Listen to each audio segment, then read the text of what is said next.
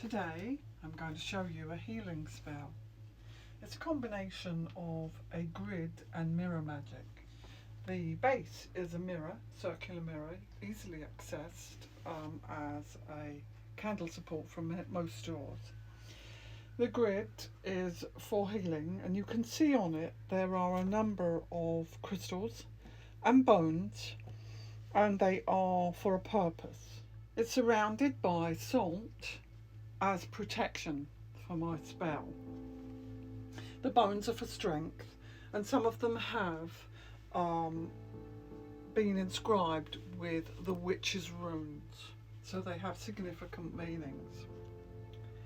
The crystals, some are malachite, and that's a healing crystal, quite a powerful healing crystal, and I have put amethyst on there. I have also put tiger's eye for mental clarity. I have put shells and crystals for emotional health.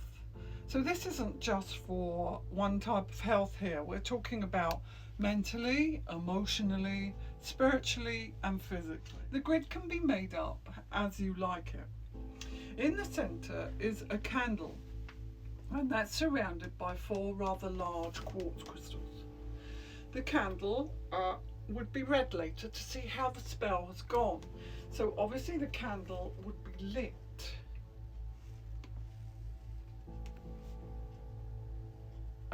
Not with a match, not with a lighter, but from another candle. And I would say some words here in witchcraft language. So let's just do the spell and then I'll explain myself afterwards. Ylan rem, ylaxif, ylan ot itum mi, si thrillth.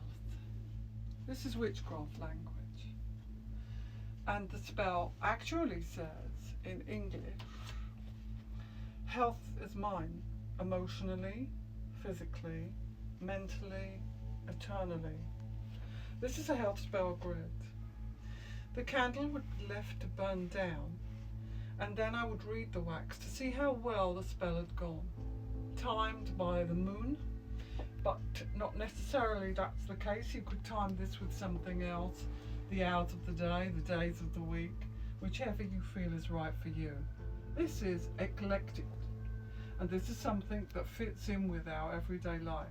The mirror under the spell itself, under the grid, is to amplify the magic, but it is also to create a magical portal. We want that. We want the grid to be powerful. It can be left and set up for a period of time. If you had an altar that was nobody touched, that was out of the way, and it would not be disturbed by anybody, else, then we could leave it set up either until the candle burned down or for a period of time until the healing was achieved. The mirror would be cleansed and rested so that it could be used for another spell.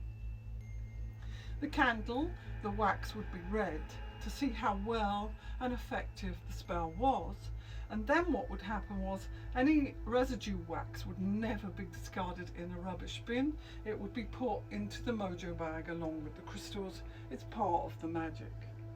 We never rubbish any of our spell. Candles are snuffed. We're respectful of all that we do.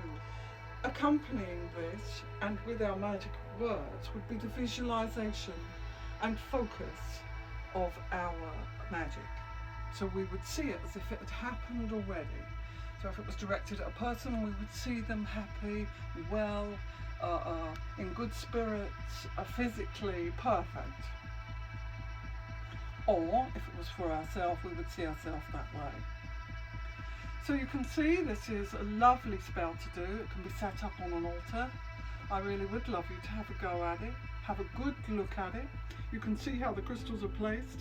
Here are amethyst, and here is the malachite. Malachite is all the points. You can see the tusks and bones which have been gathered in nature, and you can see that it would make up a fabulous grid for strength.